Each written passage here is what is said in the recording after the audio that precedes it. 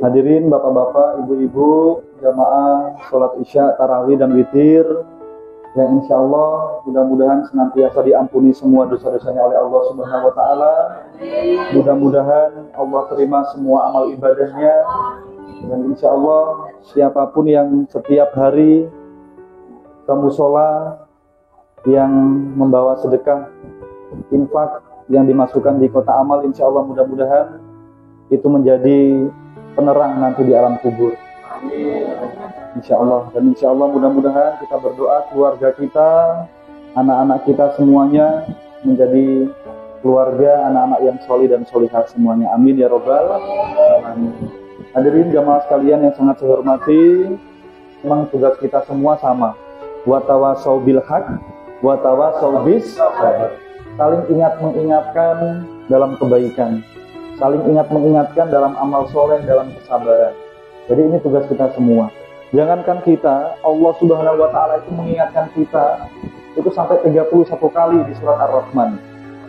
Ya, fabi ayyi ala'i rabbikuma tukadziban. Itu diulang 31 kali dalam satu surat. Jadi Allah berfirman, nikmat Tuhan yang mana lagi yang kalian lupakan? Kenapa kok kurang terus? Kenapa kok mengeluh terus? Jadi wajar ya, Allah mengingatkan kita 31 kali, maka ketika kita mengingatkan anak kita, diingatkan terus Bu, tidak apa-apa. Ya, anak kita diingatkan terus, waktunya belajar, waktunya mengaji, waktunya sholat, diingatkan terus. Suami mengingatkan istri, biar 5 kali, 10 kali tidak apa-apa. Istri mengingatkan suami, biar berkali-kali tidak apa-apa. Karena Allah saja 31 kali satu hari mengingatkan kita. Seperti itu. Jadi insya Allah dengan kita saling ingat mengingatkan ini, kita semua menjadi pribadi-pribadi yang soleh dan solehah semuanya. Amin. Sedikit yang ingin saya sampaikan Bapak Ibu sekalian mengenai hadis Nabi Muhammad SAW. Nabi Muhammad SAW bersabda dalam sebuah hadis, beliau menyampaikan ada 3 istana di surga. Ada 3 istana di surga, terserah kita semua pilih yang di mana. Begitu. Jadi istana yang pertama Nabi Muhammad menyampaikan ada istana yang letaknya di pinggiran surga. Jadi ini surga ini dia sudah di dalam surga, cuma istananya dibangunkan di pinggir surga. Untuk siapa wahai Rasulullah? Rasulullah menyampaikan istana yang dibangunkan ini yang letaknya di pinggir untuk hamba-hamba, untuk umatku yang dia selalu mengalah dalam urusan perdebatan. Jadi kalau sudah saling berdebat, ya, sudah nadanya tinggi, apalagi sudah menyebabkan kerenggangan, itu lebih baik kita menghindari, kita lebih baik mengalah. Ini luar biasa. Jadi Allah sangat cinta sama orang yang menghindari konflik, menghindari masalah. Jadi ketika kita dalam kehidupan sehari-hari, kalau sudah mulai itu baku-baku ambil, biarpun kita benar, kita mengalah saja. Karena kalau dilanjutkan pasti akan terjadi itu konflik. Akhirnya tadi nggak baku tegur, nggak baku sapa, buang muka. Ini malah dosanya besar. Dalam agama Islam itu siapapun yang tidak baku tegur 3 hari, nggak baku tegur, itu sholatnya nggak diterima, ibadahnya itu nggak diterima. Luar biasa. Maka benar hadis Nabi Muhammad tadi menyampaikan, lebih bagus kita mengalah daripada terjadi konflik, terjadi masalah. Jadi orang yang mengalah ini luar biasa, termasuk orang yang sabar. Biarpun kita benar, kita terapkan dalam kehidupan kita sehari-hari, dengan mulai dari lingkungan keluarga, dengan istri, dengan suami. Kalau sudah mulai baku ambil, atau mungkin istri marah, suami marah, lebih bagus kita diam, gitu. Jadi kita sampaikan, istri kamu punya hak untuk marah, saya diam saja, begitu. Kalau api dilawan api pasti akan besar. Jadi mengalah saja. Orang Jawa bilang itu yang sehat ngalah, begitu. Karena jangan sampai kalau kita teruskan mau jadi masalah ini nanti. Gitu. Jadi mudah-mudahan kita jamaah musola yang sama-sama kita cintai ini jangan sampai kita baku-baku ambil dengan orang. Lebih bagus kita mengalah saja, begitu. Jadi orang yang mengalah seperti itu dibangunkan istana di surga, letaknya di pinggir. Jadi surga itu kalau seperti perumahan Helena ini Bu, letaknya di pinggir gitu. Sudah di dalam perumahan, di dalam surga, tapi letaknya di pinggir. Kemudian ada istana surga yang dibangunkan letaknya di tengah. Letaknya di tengah. Untuk siapa wahai Nabi? Jadi istana di surga yang letaknya di tengah tadi untuk orang-orang yang tidak pernah berbohong, tidak pernah putar balik gitu. Meskipun bercanda jangan berbohong. Jangan berdusta, apalagi di bulan puasa. Di bulan puasa ini yang kemarin saya sampaikan, ini mulut jangan sampai ibadah kita nanti sia-sia. Jadi hati-hati dalam setiap bicara, jangan kita berbohong, berdusta, karena orang yang berbohong itu menjurus ke neraka, gitu ya. Sedangkan orang yang jujur itu menjurus ke surga. Maka biarpun baku sedu, jangan pernah kita berbohong. Kemarin tuh di berita, ada orang cuma baku sedu ini Bu, ada bom di pesawat, dia baku sedu. Akhirnya apa? Dia menyesal, dia di penjara, keluarganya menangis sedih. Cuma gara-gara bicara tadi. Itu kenapa dalam sebuah hadis Nabi Muhammad mengatakan, "Man kana yu'minu billahi wal yaumil akhir falyaqul khairan aw liyasmut." Jadi orang yang beriman kepada Allah dan hari akhir itu, dia itu kalau berbicara dipilih-pilih. Kalau tidak bisa bicara baik, lebih bagus diam, gitu.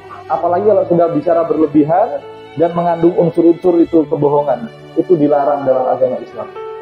Meskipun kita bercanda.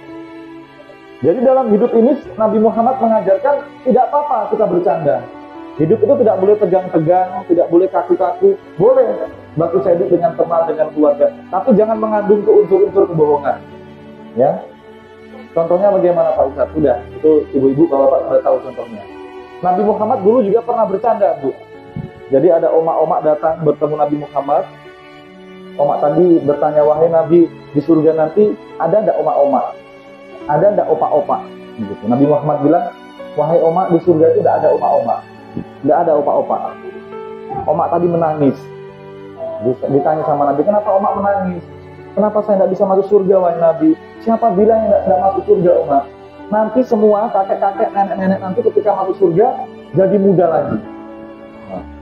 Kembali muda lagi. Jadi yang sekarang umurnya sudah di atas 60-70, nanti masuk surga umurnya sudah seperti 17 tahunan lagi. Kembali muda lagi, omak. Jangan khawatir. Nah, akhirnya omak tadi tersenyum. Oh iya. Itu bercandanya Nabi. Nabi Muhammad juga pernah diundang, wahai Nabi, engkau diundang suami saya ke rumah mau makan malam. Nabi bilang, suamimu itu matanya ada hitamnya ya? Dia bilang, enggak ada Nabi. Mata suami saya normal, ada hitamnya. Itu perempuan tadi pulang bilang sama suaminya, wahai suamiku, Nabi bilang matamu ada hitamnya. Oh betul, coba lihat, matamu juga ada hitamnya. Jadi itu bercandanya Nabi. Bercanda boleh, tapi jangan berbohong. Begitupun orang tua jangan kita mendidik anak kita dengan bercanda yang isinya bohong, nggak boleh. Jangan sampai anak-anak kita nanti kalau besar jadi suka berbohong. Jangan seperti itu. Jadi orang yang selalu jujur, bicara yang baik, tidak pernah menambah-nambah, akan dibangunkan istana di surga, letaknya di tengah-tengah. Nah yang ketiga, istana yang VIP, letaknya yang paling tinggi, itu untuk orang-orang yang akhlaknya baik, akhlaknya kepada Allah baik, akhlaknya kepada sesama manusia baik, akhlaknya terhadap lingkungan baik. Jadi ini orang yang luar biasa ini, diberikan istana yang tempatnya di paling atas di surga. Jadi akhlak kita kepada Allah, misalnya apa ya, selama kita hidup kita tahu kewajiban kita melaksanakan sholat 5 waktu, melaksanakan puasa, membayar zakat, kalau ada kesempatan, ada rezeki, bisa haji atau umroh. Ini kewajiban-kewajiban saja yang kita tinggalkan. Itu akhlak kita kepada Allah. Kita membaca Al-Quran, akhlak kita kepada Al-Quran bagaimana? Jadi Al-Quran usahakan selalu dibaca. Kalau ingin mulia, selalu membaca Al-Quran. Sebab Ramadan ini menjadi bulan yang mulia karena diturunkannya Al-Quran. Satu malam jadi mulia sebab diturunkannya Al-Quran, yaitu malam Lailatul Qadar. Jadi siapapun yang ditempeli Al-Quran, dia menjadi orang mulia. Rumah kalau ditempeli Al-Quran, rumah itu akan berkah. dihilangkan itu aura-aura negatif. Itu akhlak kepada Al-Quran, akhlak kepada sama manusia. Kemarin sudah disampaikan, usahakan kita selalu menjadi orang yang menebar rahmatan lil alamin dengan lingkungan. Kebalikan rahmatan lil alamin itu apa? Kebalikannya itu laknat. Orang kalau dia berbuat sesuka hatinya, berarti dia orang yang laknatan lil alamin. Begitu. Tapi orang yang baik, dia rahmatan lil alamin. Seorang suami yang memuliakan istrinya, yang membahagiakan istrinya, berarti suami yang rahmatan lil alamin. Istri pun juga begitu, istri yang berbakti sama suaminya, berarti istrinya ini istri yang rahmatan lil alamin. Tapi kalau suami dia menyengsarakan istri, suka main tangan, suka bicara kotor, bicara kasar, itu bukan suami rahmat, gitu ya. Tapi kita berdoa mudah-mudahan kita semua ini menjadi orang-orang yang rahmatan lil alamin. Jadi orang yang seperti itu yang nanti dibangunkan istana yang paling tinggi, seperti itu, Bapak Ibu sekalian. Mudah-mudahan kita semua ini harus selalu semangat. Semuanya ini belum ada kata terlambat. Belum ada kata terlambat, Bu, ya. Kalaupun kita ini masih banyak kekurangan, belum ada kata terlambat. Yang penting kita punya kemauan ingin berubah. Begitu. Jadi hidup masih koma, belum titik. Boleh ikuti sama-sama? Hidup masih koma, belum titik. Jadi hidup masih koma selama ada perputaran siang dan malam, ya. Matahari masih berputar, itu kemungkinan pasti akan terjadi. Jadi hidup masih koma, belum titik, jangan takut. Ada orang dulu susah, Pak, Bu, ya. Tiba-tiba dia kerja keras tekun jadi orang sukses. Ada dulu orang-orang yang kaya raya, tiba-tiba bangkrut. Seperti itulah kehidupan berputar. Ada dulu orang dia preman, tiba-tiba dia dapat hidayah jadi orang yang soleh. Seperti sahabat Nabi itu Umar bin Khattab. Itu dulu mau membunuh Nabi. Tapi tadi hidup masih koma, belum titik. Dia bisa berubah. Ada ulama besar, dia orang soleh, tapi ketika meninggal dia jadi orang yang terlaknat. Itu ada sejarahnya. Jadi jangan pernah kita ini menjudge orang, ya, mengatakan kamu kurang baik, merasa diri paling pintar, paling benar, paling suci. Jangan seperti itu. Karena hidup masih koma, belum titik. Ya, kita selalu mendoakan, ya Allah, kalau ada saudara-saudara kita yang mungkin imannya masih kurang bagus, yang belum semangat beribadah, ayo kita doakan. Jangan kita olok-olok, jangan kita rendahkan, jangan. Kita mendoakan, saling mendoakan seperti itu, ya. Mudah-mudahan sedikit ini bisa menambah iman Islam kita kepada Allah Subhanahu wa taala. Dan sekali lagi saya mohon maaf apabila ada tutur kata saya yang salah. Demikian, wassalamualaikum warahmatullahi wabarakatuh. Waalaikumsalam.